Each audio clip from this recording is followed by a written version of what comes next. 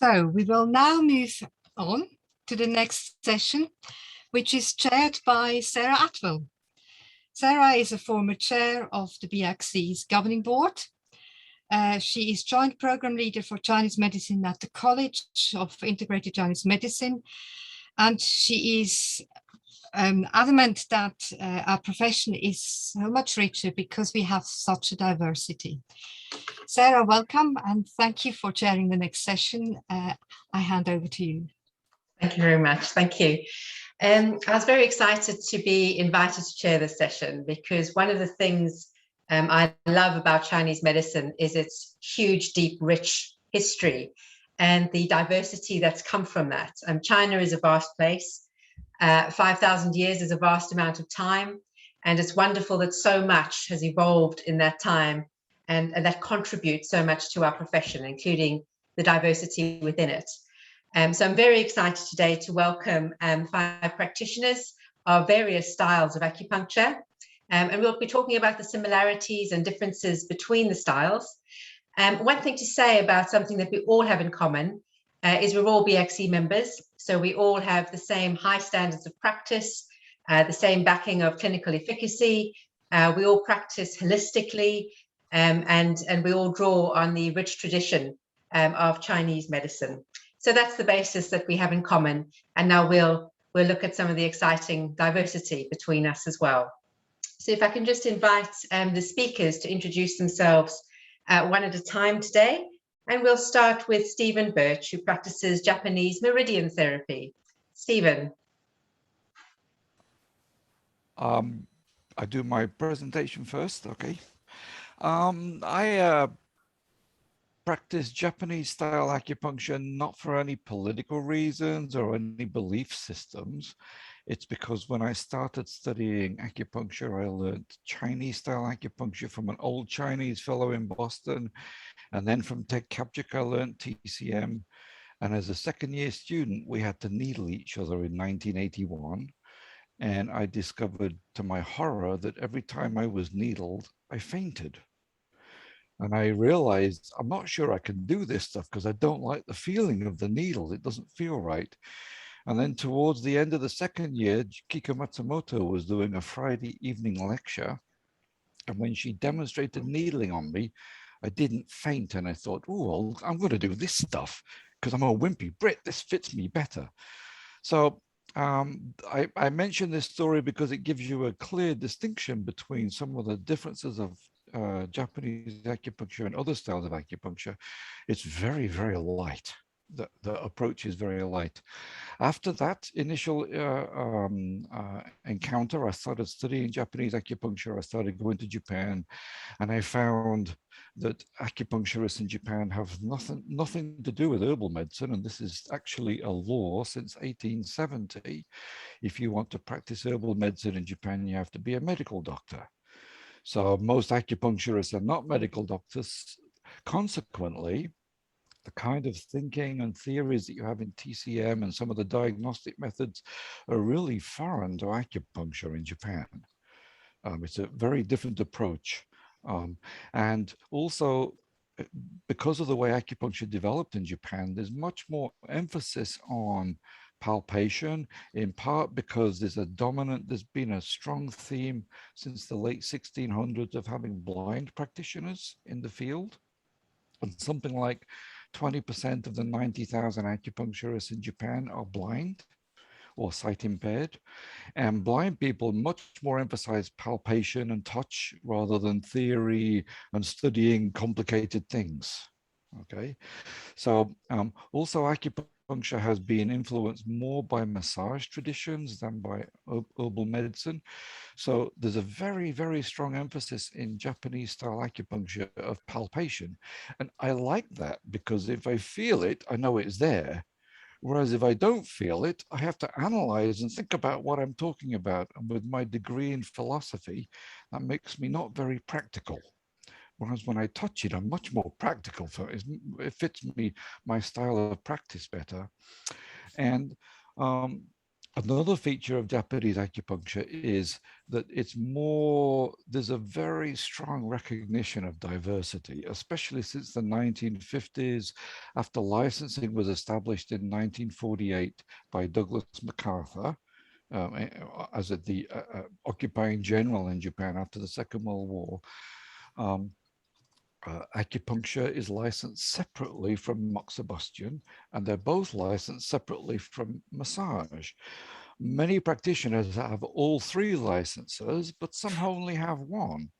So you have a lot of moxa specialists, people who just burn their patients for a living, so to speak. And then there are those who do needling, but they don't have a moxa license. So they're not allowed to use moxa because they didn't get their moxa license. But most people have a license in both. And in Japan, you get this much more specialization of types of practice.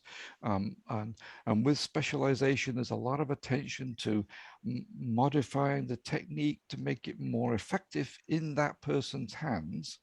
So this has bred a lot of different styles. When we say Japanese acupuncture, we're not talking about one thing. We're talking about hundreds of things that just have a common origin in Japan. This is different than what I studied when I learned TCM, where we were told this is what they're doing in China, this one thing here. Although we now recognize diversity exists also elsewhere, but it's very, very widespread in Japan. And also another feature of practice in Japan is that they say that the techniques were adapted to a more office-based culture. In modern society, people are not out in the fields doing hard manual labor. They're sitting behind computers. They're doing more sort of non-manual labor type of work. And they say that their acupuncture techniques have been well adapted to that. So people don't mind the kind of soft, gentle needling that's used. And when we look at traditional acupuncture, that represents maybe 20% of acupuncture that's practiced across the spectrum of techniques. And I like to focus on more traditional acupuncture. In the following this modernization period in the 1870s, when there were restrictions placed on traditional acupuncture, where only doctors and blind people were allowed to practice acupuncture based on anatomical body, knowledge of the anatomical body, which from a Western medical origin. In the 1920s, there was a kind of rebuttal of this. A study group formed where people started looking at the classics again and tried to reconstruct traditional acupuncture. And out of this 10-year study in the classics, trying to find practical interpretations of historical descriptions, historical methods, trying them out in clinical practice to see, does it work? Can you do that? Is that what you find? A traditional model of practice called Kerakuchiryo, or in Chinese, that's Jinglo Zhiliao, or literally Meridian regulation therapy. Meridian therapy was developed by the late 1930s, and that represents a spectrum of traditional acupuncture. People diagnose the body by palpation, palpating the abdomen, feeling the pulses. They do very gentle needling techniques. The needling techniques are kind of based upon trial and error. It says this in the Suen. How do I do it? And what happens when I do it? And it led to the development of using really thin needles, very shallowly inserted with minimal sensory stimulation. In recent decades, you see growing more and more the use of non-penetrating needling. For example, a style of Meridian therapy I practice, Toyohari, we don't insert needles for the main treatment. The needles only touch the skin. And if anyone feels chi, it's me that's supposed to feel it, not the patient. This is because in Nanjing 78, it says the superior physician feels the chi with their left hand. And we all want to be superior physicians. So in Meridian therapy, they focused on how do you do that? How can we train ourselves to do this? And So this is another feature of acupuncture in Japan. It's more focused on trying to make the patient very comfortable, make sure that you don't cause distress with the techniques. And this is a kind of a key feature of traditional acupuncture, to regulate the qi. Brilliant. Thank you. That doesn't mean there aren't strong stimulating methods as well. Thanks so much, Stephen. That's absolutely fascinating and certainly very interesting for me to hear as somebody who is very needle shy as a recipient of acupuncture. So I appreciate that. And we're going now to Conny Copper for Yin Style Bagua. Conny, if you'd like to go ahead. Thanks, Sarah. Hi. I've actually got just a couple of slides prepared for today. It's just a couple of them, so it won't take long, but I thought it'd be good to have just a few key facts on the screen. Here we go. Okay, lovely. So thank you, Sarah, for having me here. I'm Conny Cooper, and I'm representing Yin Style Bagua today. The first thing I would say is I imagine that a lot of people here today may not actually have heard of Yin Style Bagua, may not be familiar with it. So I'm going to jump straight in here and answer the first question, which I imagine a lot of people are thinking, which is, what is Yin Style Bagua?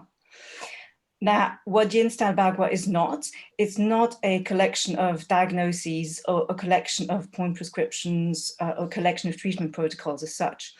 Yin Style Bagua is a perspective of treatment, and a perspective which is based on the idea of change. So the Bagua in Bagua refers to the 8 trigrams, and it comes from the Yi Jing, or Book of Changes. We focus on the idea of change, and we understand that change is a result of previous change that has come before, and that it always creates further change. So there is change that will follow on from what we're doing right now. Yin Style Bagua has different aspects. So it has a martial aspect, for example, where we apply this in martial arts, where we look if an opponent is attacking us, is creating a change, how can we respond to that change? Do we go with it? Do we go against it? How can we use that to our advantage? And then in medicine, what we do is that if we have a patient who comes in, we assess the patient's qi and blood. We try to understand what changes have happened so far. We try to get an understanding of what changes happened previously, which explains where the patient is at the moment. And then we try to understand what further changes are likely to occur. And then with the treatment, we look at those changes which are likely to occur. And then we're going to do whatever it takes, whatever we need to do. So that means we may be using needle techniques at certain points of the body. We may be using particular bodywork techniques. We may be using herbs if we use herbs. We may be talking to the patient in a certain way if we want to affect their shen, if we want to affect their spirit. So we do whatever it takes to create a change that will actually bring the patient back towards a state of health, rather than letting them slide further towards the disease side. So in a nutshell, this is really what Bagua is. It's a perspective. And just for discussion today, on the second slide here, I've just put down a few names, a few dates, which I wanted to give you all visually because that's just so much easier, about the lineage of Bagua, where it's coming from. And it's such a shame that we actually don't have any time today whatsoever to actually go into any of these people, because they all have some really interesting stories. But just for today, we've got Dong Hai Chuan, who lived at the imperial court and who was widely credited with starting Bagua. His first disciple was Yin Fu. And this is where the yin in Yin Style Bagua comes from. So yin is not from yin yang. Yin is just, you know, Mr. Yin's understanding of Bagua, Mr. Yin, whatever he understood of it. This is the Yin style. His first disciple was Mon Baozhen. And Men Baozhen taught Xie Pei Qi. Xie Pei Qi practiced medicine in a very, very difficult time in Chinese history. If you know your Chinese history, this was really a time of great suffering among the population. And he did whatever he could to practice medicine and to keep that knowledge going, keep that understanding going in the context that he was in.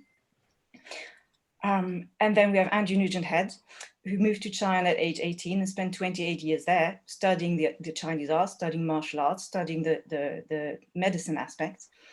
And he's now back in the States and he's teaching there, and this is who I learned from. So this is the lineage, this is the tradition. The one thing I'd like to point out today for our discussion is that if we look at the first three names here, Dong Hai Chuan, Yin Fu, and Men Baozhen, they all worked at the imperial court.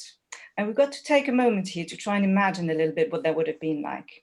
What was the imperial court at the time? What it was is this amazing gathering of the brightest minds of the time who would come together and would discuss things. So you'd have these people who studied medicine, who studied martial arts, who studied arts, poetry, calligraphy, astronomy, architecture. All these people would be there, would be having this really amazing conversation with each other. They would be having these stimulating ideas and would be taking these ideas further.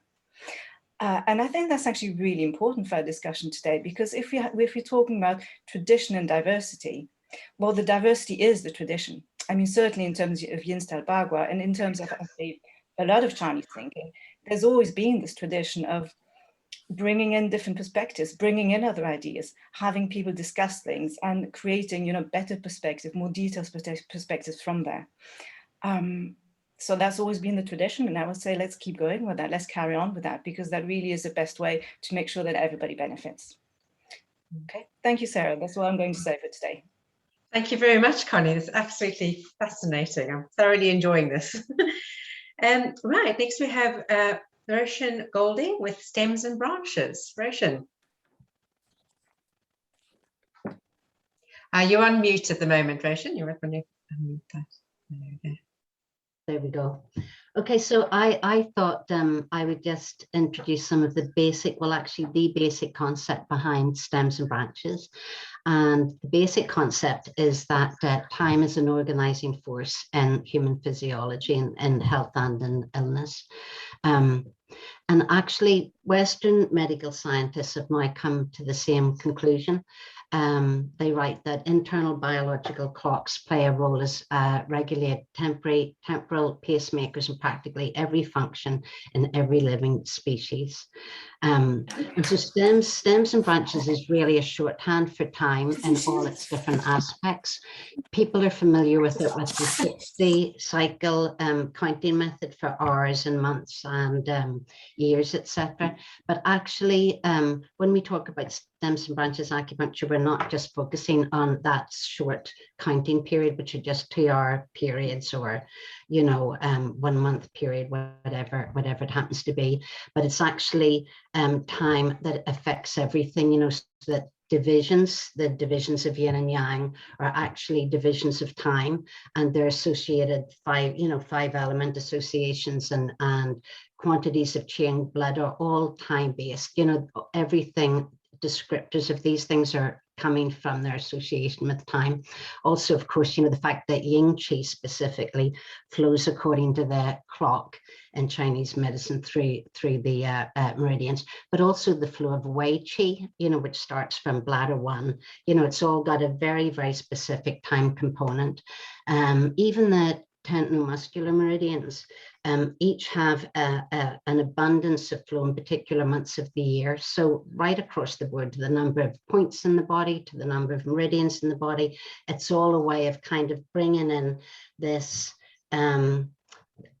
this kind of representation of the heavens moving around the earth, and that the measurement of that is really time. So it's really a heaven, earth, man, and the first organizing force of that, or the first demonstration of that, is in time, and it affects every cell in the body. So so in the Nuffield Department of Clinical Medicine at the University of Oxford stated that it is our responsibility to study how rhythmicity and synchronization can be integrated into human health. Optimizing the time of day for medication is one aspect of personalized medicine, illustrated by the circadian timing of anti-cancer treatments, for instance. Timing drug or vaccine administration can increase drug efficiency and reduce side effects.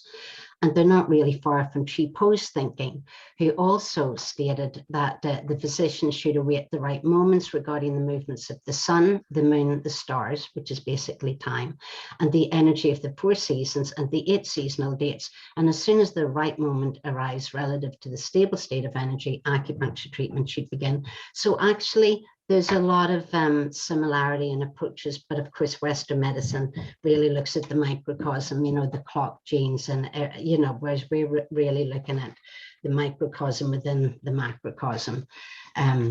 So, and in terms of Western thinking, for instance, the liver is now understood to be one of the most circadian regulated organs of the body, which is, it's surprising because certainly when I was at college, we didn't really learn about that. You know, it's like, I think it's quite a new field, chronobiology. There was at a lecture in the Royal Society of Medicine about the circadian rhythms within pulmonary disease.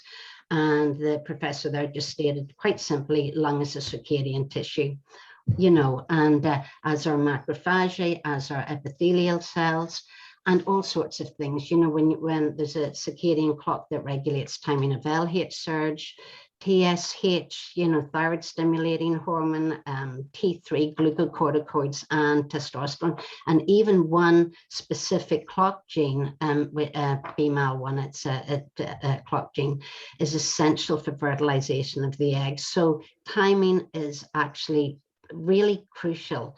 And it doesn't mean to say that we time our needles at specific time, but just more that we take into consideration where we are in the moment, how much yin, how much yang there is, and you know what were the 5 elements. Even flu vaccination in humans is more effective. This is funny, when administered in the morning compared with the afternoon, although in the afternoon it was like really low response rate for the vaccination. But they timed it in the afternoon between 3 and 5, which of course is the point where the lung energy is at absolutely its lowest ebb. And because, you know, everybody knows that lung energy is really full between 3 and 5 in the morning. So they did this test, the afternoon shot was between 3 and 5 in the afternoon, very, very low response, whereas it produces up to 4 times the amount antibody response if it's given in the morning. So, I mean, there's just all sorts of, you know, all sorts of things that are understood now about the circadian rhythm. What's quite new is that they're also understanding how viruses, and especially the most successful viruses, actually the first thing that they do is disrupt the circadian rhythm in the human body, so that they adapt it for their own proliferation, and especially things like HIV. One of the early symptoms before any other symptom is ever seen with HIV patients is that the white blood cells in the blood and the composition of the blood, the timing of it goes completely wacky, you know, it goes completely off. So there's a lot of support for including time in our understanding of the body. So I just thought then I would just explain a little bit about for us acupuncture timing and treatment, because I think stems and branches is often known for specific points at specific times. Well, that's not really it. I mean, that's like one tiny, I would call it, fringe aspect of stems and branches medicine. So for instance, one of the most, and this is for anybody to really incorporate in whatever style that they're going to use, one of the most basic and really important ways of incorporating time is to just simply know where we are at the moment. So where are we now? We're just before 10 o'clock. So, and it's 18th of September, about 10 o'clock. So it's autumn. So we've got a lot of metal energy around. The month is September. So that is a kidney branch with metal inner energy in it. It's still just before the equinox. And before the equinox, you've got still a yang dominance, like the days are much longer than the nights. Well, they're a bit longer. Once you hit the equinox, that's no longer the case, and yin is out and out dominant, except for the morning. So, so you've got yang still dominant, but yin has been really rising up from the summer solstice. So you've got you've got both in yin and yang to work with there. It's the morning, it's yang energy. It's BR is the stomach, because even though it's between 9 and 11 right now, we have to go on solar time, which is really an hour behind. So it's also a waxing moon. And by the way, so chi and blood is gathering. By the way, I went to another very interesting talk given by a clinical a geneticist and molecular biologist who's an expert in very rare genetic diseases. And he just gave this, I had to go to this lecture because it was called Intelligent Design, the Moon, Longevity, A Tale of Cilia. And I thought, I've got to go and hear what this is about. Because there's no, that, you know, there has up until quite recently, there's been no way of really understanding how the moon could affect our physiology. But apparently these little cilia and the non-motile ones, which were just thought to be a vestige of, you know, from hundreds of thousands, if not millions of years ago, they're actually, they release certain or stimulate certain proteins according to the phase of the moon, which is just like quite incredible. You know what I mean? So it's well established that we're both sensitive to the moon, to it's really the movement of the sun and the height of the sun and the amount of brightness, because also in wintertime our immune system is really low. Inflammatory responses are higher in the wintertime. So the seasons, the moon, the sun, all of it, just like Chipo said, really, really influences where we are. And just like even Western medicine says, to take account of that and to actually really work with the, you know, the amount of energy is around, really puts us in harmony with Tao. It puts us in harmony with the movement of heavens around the earth, by incorporating time into these. Thank you, Roisin. I'm finding it absolutely fascinating, and I could sit and listen to it all day, believe me. I'm just a little bit aware of time, so I'm going to ask our other two panel members to introduce themselves and their styles. Then we'll run a little poll for the audience, and then we'll start answering some of the questions that are appearing in the chat. So Felicity Moir, TCM. Felicity, if you want to go ahead. Hi, everybody. Hi, good to see you. Sorry, we can't all be together. Okay, I'm going to just talk a little bit about the history, really, and try and pull something together from that.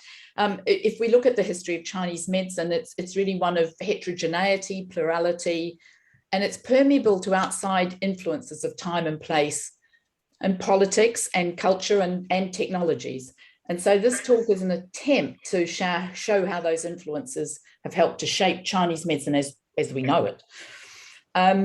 So going back to the Han Dynasty, the way the body and illness was understood changed considerably, with causes of disease no longer seen as due to ancestral curses or demonic origin. It was Kuriyama who explains the difference between the Shang Dynasty shamans and the Han Dynasty doctors as a divide between magic and rationality. So what is revealed in the Neijing and Nanjing can be viewed as a process of scientization, a science of the body, a non-metaphysical body in which the root of sickness was within the patient. And to find out this root, the physician needed training in the analysis of the somatic detail revealed through, as we all know, palpation, looking, smelling, asking, together with really a deep understanding of change, the rules governing change, of the interconnections and interactions of internal organ systems, and a process of correlative thinking as opposed to causative. So through the first millennium Common Era, most medicine was carried out, remember, by hereditary physicians, their heritage giving them authority. While versed in the canons, they focused mainly on proprietary medicines, or points matched to diseases and symptoms. But there are a range of other practitioners, midwives, bone setters, but remember, the great majority of the itinerant or even hereditary doctors didn't leave records. So it's in the Song dynasty that medicine became more standardized and institutionalized. Following a wave of epidemics, the imperial government took more control of medicine. The aim was a synthesis of the three main medical approaches. There's the classical medicine, prescription medicine, and the Shanghanlun. With their different terminology, understanding of pathology, diagnosis and treatment. There's now a written medical curriculum and a requirement for examinations. Life-size bronze statues of the human body were made with channels and acupuncture points engraved on them, so the location of the points now becomes standardized. Now, the development of printing was key to changes, allowing the medical canon with annotations and commentaries from prominent physicians to be available to a wider range of people. So it's during the song, using an intellectual framework of the system of correspondences, yin yang and wuxing, and the dynamics of qi transformation, that patterns, zheng, become standardized. The primary purpose of patterns was not to define disease, but to grasp that moment-to-moment unfolding of pathological processes. So over time, while there were further attempts to standardize and regulate medicine, theories were not fixed and ideas were fiercely debated. Ideas about the clinical facts, about the role of patterns, about the role of the transformation of qi. Interestingly, while documented case records were often used to illustrate commentaries on the canons, it's in the Ming that compilations of cases by single authors as examples of a doctor's experience matured, showing really a breaking with the authority of the canons. So while having an organization, Charlotte Firth suggests that these compilations, though, never denied the individualization of the case over any generalization. So while the canons were about principles, cases were a record of events, a clinical diagnosis, a clinical dialogue that became the epistemological basis of medical knowledge. So up until the Republican era, Chinese medicine was still a heterogeneous medicine. Colleges of Chinese medicine combined some of the new Western sciences to help solve some of the problems of their own tradition. But when the Republicans took power in 1912, Chinese medicine lost all official support. In 1929, under that economic force to modernize, it was proposed to abolish Chinese medicine altogether. However, through harnessing the rising nationalist sentiment and its opposition to foreign imperialism, the Chinese medicine community managed to oppose that resolution. And in 1931, the state-funded Institute of National Medicine, it was called rather than Chinese medicine, was formed. But at the heart of its remit was the reform of Chinese medicine according to scientific principles. So when the Communist Party came to power in 1949, standardization, institutionalization of Chinese medicine took on a new level. And in the process, while becoming unified, it was also simplified. The aim of the Communist Party was an integrated Chinese medicine and Western medicine. For the PRC, remember, Chinese medicine was to be a medicine of the present, not as for us, a medicine of the past, a medicine recognizably linked to the past, but assimilating modern scientific medicine, and of course, the political ideology of the communist system. So in order to unite the many competing currents within Chinese medicine, the contradictory information in the canons, to translate them from classical into modern Chinese and thus make the theory systematized, a series of textbooks were commissioned by the Chinese Ministry of Health. But in the formulation of these new texts, Jan points out the method has been divorced from theory and specific from universal. However, while being a totally modern construct, gone are all traces of spirits and ghosts, Chinese medicine has preserved its integrity, retaining the unique features that distinguish it, particularly from Western medicine. The classical texts are still at its root, have not been banned. Debates on yin and yang still remain relevant. It's also through the standardization and scientization that Chinese medicine has been able to be exported to the West as TCM. So Chinese medicine today is both traditional and modern. And Scheid points out that he proposed that at the level of the practitioner, plurality still abounds. So the impact of time and place, culture, politics, technologies, and what Chinese medicine has become in the West is really the book that we still need to be writing. I'm going to end there. Great. Thank you so much, Felicity. That is a really fascinating insight into the history of certainly the style that I tend to use most often clinically. So brilliant. Thank you. And last but certainly not least, we've got Julie Reynolds talking to us about 5-element acupuncture. Julie. Hello. Good morning, everyone. So firstly, a quick apology. I had a long day of teaching yesterday and I seem to be losing my voice this morning. So if I'm clearing my throat a lot and sounding a bit breathless, that's why. And thank you so much to my fellow speakers who went before. That was just, I could have listened to all of you for hours. And I just think it illustrates so much about what I'm going to say as well. So I'm quite glad I'm last. So very briefly about me, I trained at the College of Traditional Acupuncture almost 20 years ago now. And following on from that, I went to do a health services research master's at York, with the wonderful late Professor Hugh Macpherson. And as part of that, I ran a trial of irritable bowel syndrome. So I was looking at 5-element acupuncture, particularly for irritable bowel syndrome. It wasn't a particular interest, but there was some money for it.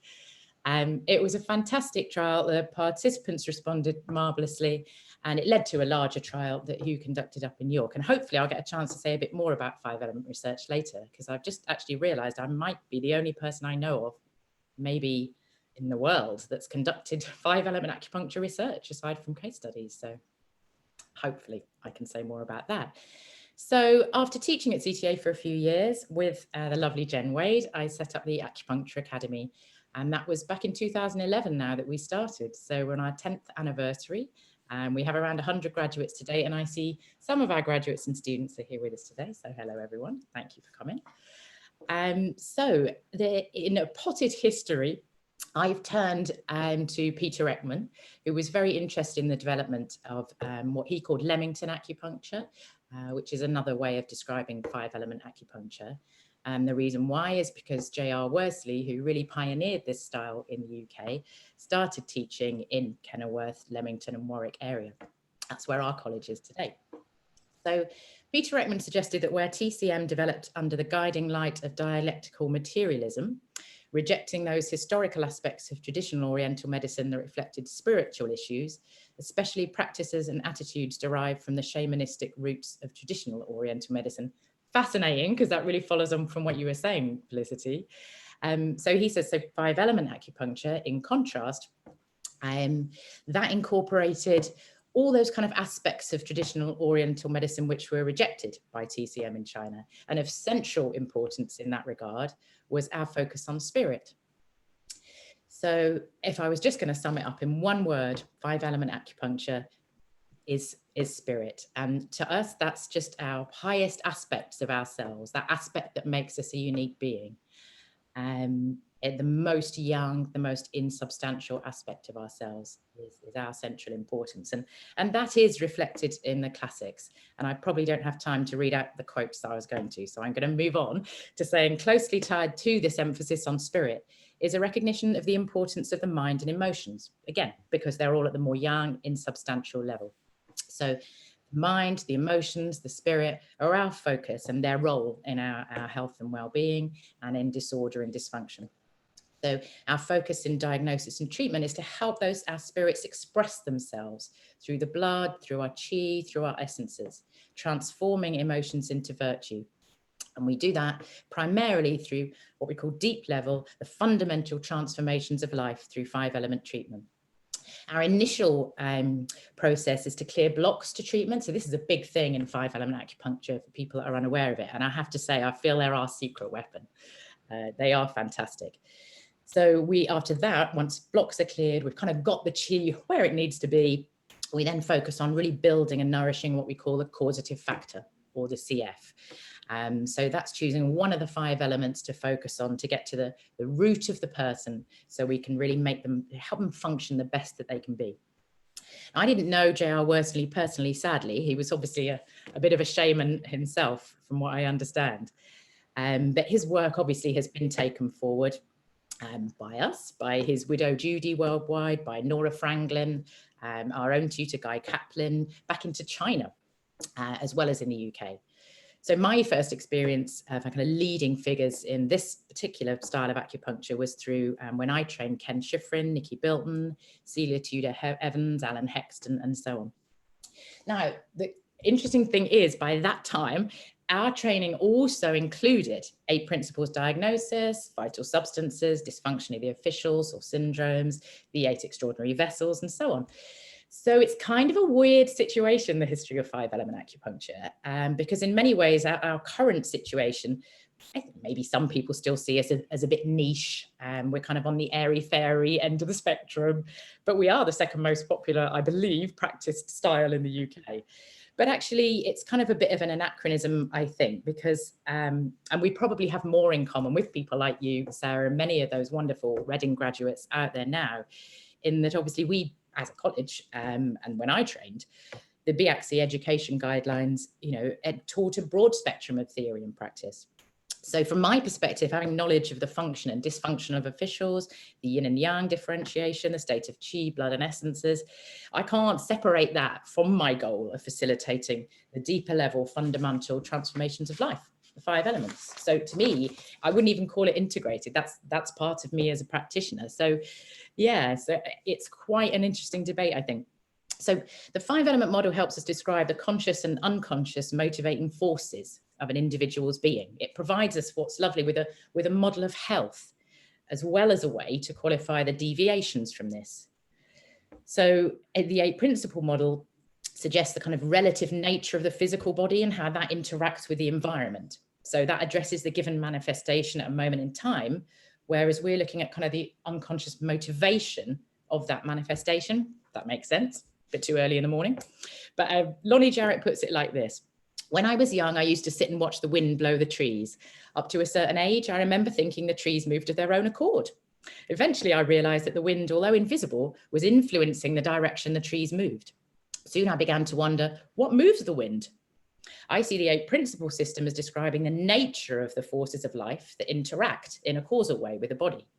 But I see the 5-element system as addressing more the issue of what motivates those forces. How does who I am direct the flow of qi in my life?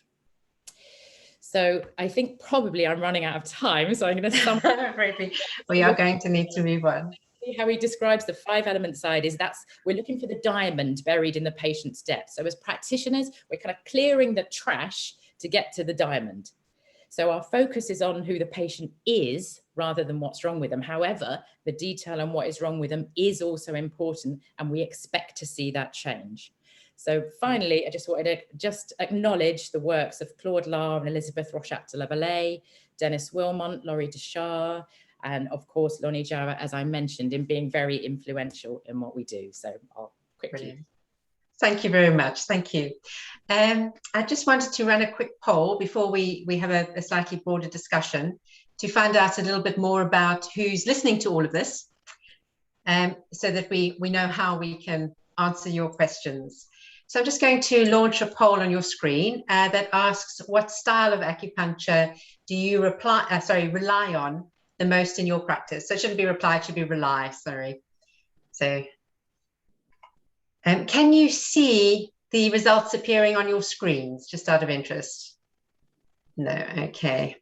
We'll give it a few more seconds and then I'll end the poll. So I'll end the poll in 10, 9, 8, 7, 6, 5, 4, 3, 2, 1.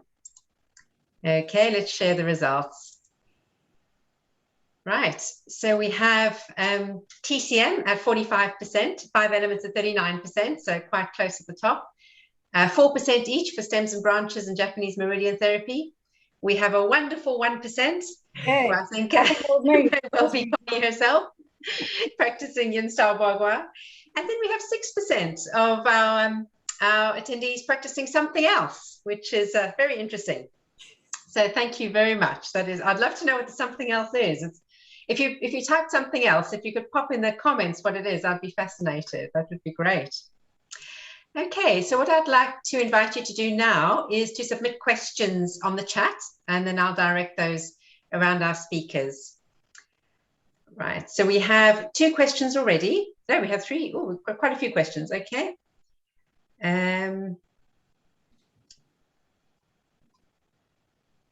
Right, we've got a question here that I think a lot of us are going to be interested to know the answer to. Where can I find research specific to each individual style of acupuncture, as many papers seem to refer to TCM only? So if I can invite our speakers who don't practice TCM to just mention where you can point people in the direction of research in your style of acupuncture. So Stephen, go for it. Yeah, because I'm following the research literature. Unfortunately, we really don't have a lot of research specific to any particular style. Hugh McPherson's work in his international collaboration found that we don't have a lot of literature supporting any one particular style of practice.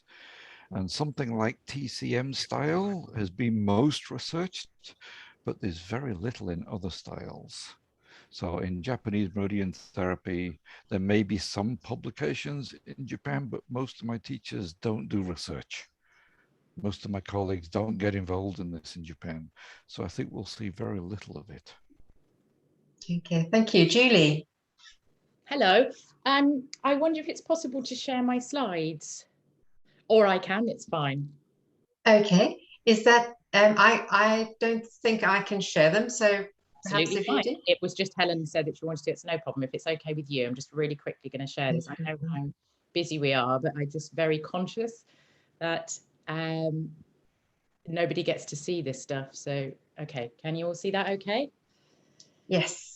Ah, all We've right. got some research here in 5-element acupuncture. My 5-element acupuncture research. All right. Now, sadly, this is the only one that was published. So whether you can access it now, I don't know. It was way back in 2006 and in one of the BMJ journals. So this basically was the result for my participants in the 5-element acupuncture. So they received acupuncture in addition to usual care, practice as usual. It was what we call a pragmatic randomized controlled trial, in that people were allowed to practice as usual, as in real life. So a style of Hugh Macpherson pioneered, as Stephen mentioned. So there was a highly statistically significant difference between the groups in all outcome measures. So this P equals, 1,000 basically means that the probability was 1 in 1,000, that was just chance. So even though it was a small study, it was big enough to find that difference because the difference was huge, a bit like penicillin. So that was a good start. Okay, so now this other research hasn't been published yet, but we've collected 5 years worth of data. Well, we've got 10 years, but this is an analysis of 5 years worth of data of our clinical year students. So this is the kind of patients that come to us.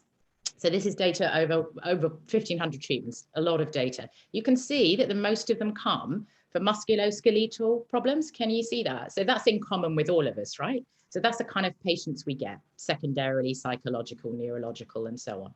But main complaint, primarily musculoskeletal.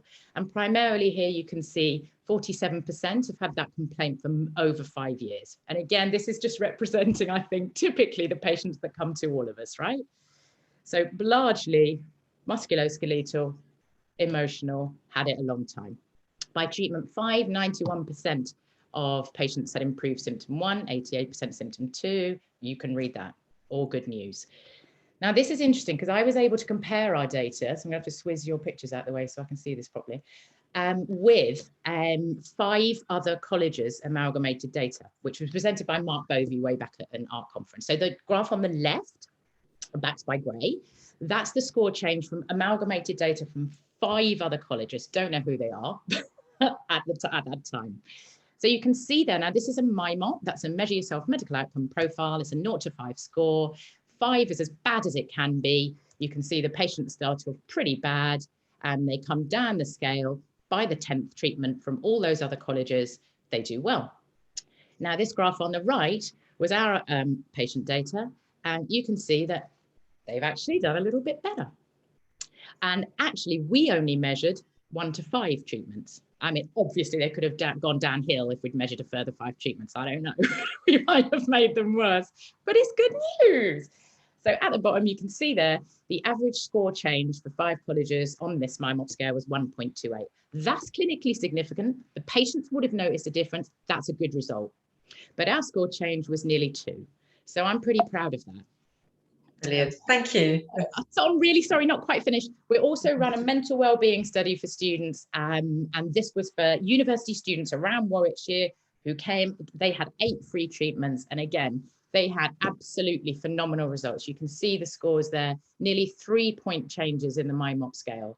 We also collected anxiety and depression scores, which are validated measures. And these are huge changes from severe and moderately severe depression back to mild and no anxiety and depression. So I'm pretty chuffed with that. And I just wanted to share it all with you because I guess you don't really get to see it. Now, that's fascinating. Really, really good to see as well. Really good to see. Sorry to hold the tongue. That's all right. There's a few comments, responses in the chat as well. About Susan Evans says we had some 5-element practitioners do some research on long COVID, and the webinar is on the BXC website. So have a look at the BXC website for that one. Piers also mentioned that she believes that pronunciation at this time of the morning is no good for me, has published some research using 5-element acupuncture, so you can have a look for that as well. In terms of other styles of people watching this, we have applied channel theory as some other people in our audience. So it would have been great to have some applied channel theory people talking as well, but that's for next year. There's a question here, or two questions for Conny. Question one is from Alan, and he says he's heard it said, without the context of any sources, so he doesn't have the sources to draw on, that Yin style Bagua was the dominant system of medicine at the point before the Cultural Revolution and the advent of TCM. And he says he hasn't been able to find anything that confirms that. Conny, are you personally aware if that is or isn't the case? It's an interesting question, so thanks, Alan. I don't think that's something I could comment on particularly, certainly because I believe that at that point in time, there would have been a huge diversity of styles, and I don't think, certainly I personally couldn't say one was dominant over the other. I couldn't put any hierarchy on them at all. So sorry, I can't help with that one. Okay, thank you. There's another question for you, Conny, and I'm just scrolling back up the questions there. Somebody was asking if you could tell us a bit more about the personal charts for, oh, sorry, this is for Roisin. So sorry, I was scrolling too quickly through the chat trying to read everything. Could Roisin talk more about the personalized charts of each patient according to their time, place, and date of birth? Well, I could explain that quite well if I had a day or two to discuss it. It's actually really complicated. I think I've got, maybe I can, yeah, let me share the screen. Can I do that? Yes, go ahead. Oh, you should be able to. So this is the stems and branches chart. And actually, if you really, it's a lot of numbers and a lot of writing and all the rest of it. These are just the years starting from 1924 in this chart going up to 2043. But and they repeat these charts and the combination between the stems and branches repeat every 60 years. So this is just the year chart.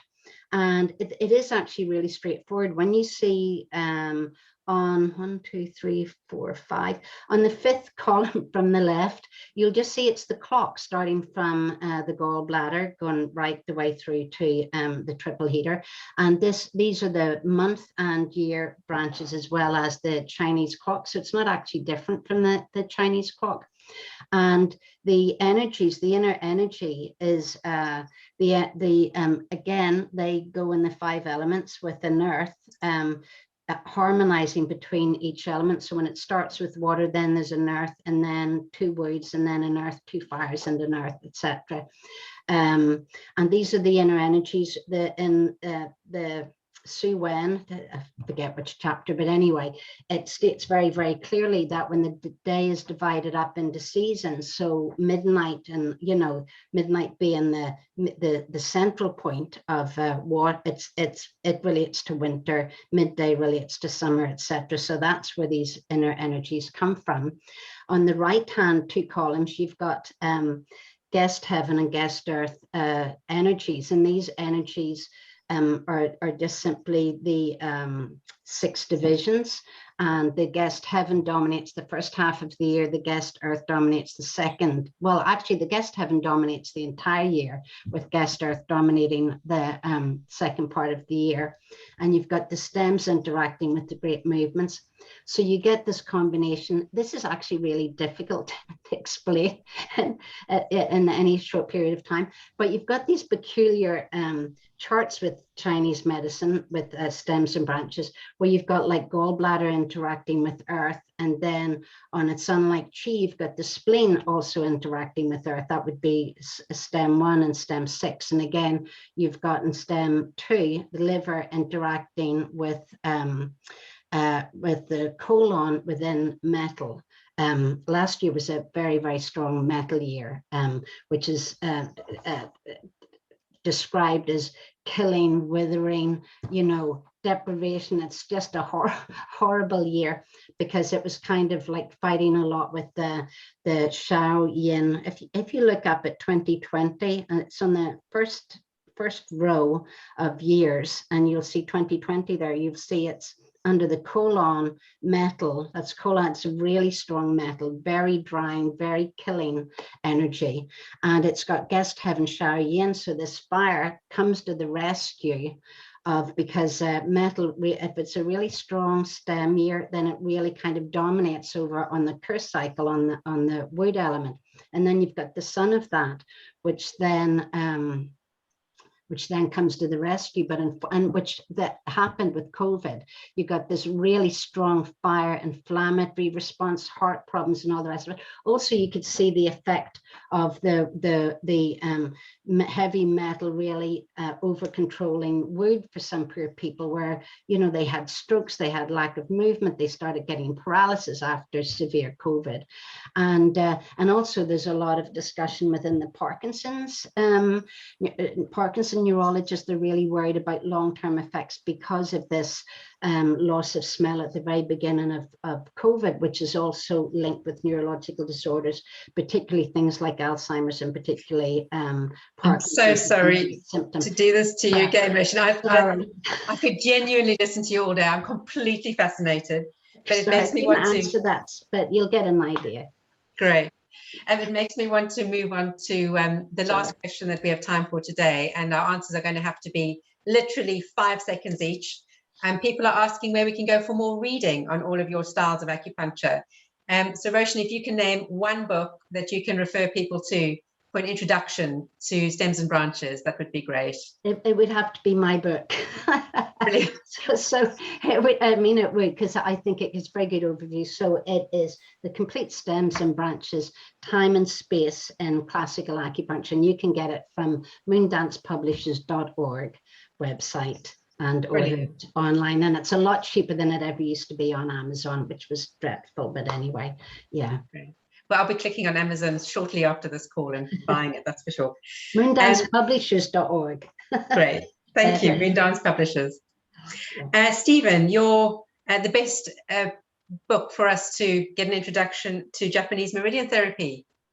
Well, I think Demme Shura's book, Introduction to Meridian Therapy, is probably the best book in English on meridian therapy.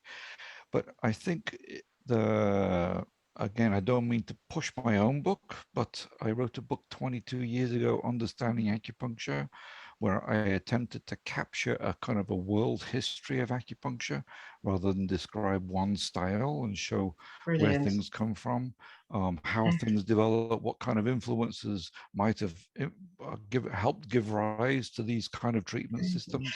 And we've got 30 seconds left of our session, so I just want to give the others an opportunity to say a title of a book as well, if that's okay, but thank you.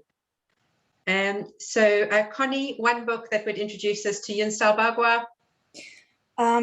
There aren't really any books available I could recommend, apart from, you know, the Dao De Jing, the Huangdi Neijing, etc. But I think, you know, we're all aware of those. So what I can do instead is put a website in the chat box, which is Head's website. If people are interested in going to online courses, it's the Association for Traditional Studies on Teachable. So I'm just putting the link in the chat box if people are interested. Fantastic, thank you. And can I just invite the other speakers to put the titles of your books in the chat box as well, because there's been a request for that from the audience. And then Felicity, one book as an introduction to TCM. Good luck. Well, I think Applied Channel Theory in Chinese Medicine by Wang and Robertson is probably the best. And for that historical stuff, I think I sent that through on all the sources I use for my talk. So that's good for historical, you know, brilliant stuff for historical. So that's available. Fantastic. Thanks so much. Those slides are going to be available afterwards. Yeah. And Julie, last but not least, one great book to introduce us to 5 elements. Absolutely. Love that book, Felicity. Stephen, your book is still our first year course textbook, the first one we send out to students as background introductions. Thanks for that. I would just say a very simple guide to 5-element acupuncture by Nora Franklin if you literally know nothing. Brilliant. Thank you so much. And we have ended exactly on time. I've thoroughly enjoyed this, and I'm going to watch the recording again because there's bits I want to hear again. Pia, back to you. Many Thank thanks, you. Sarah. That was fascinating, yes. And I think a stimulant to hear more maybe next year.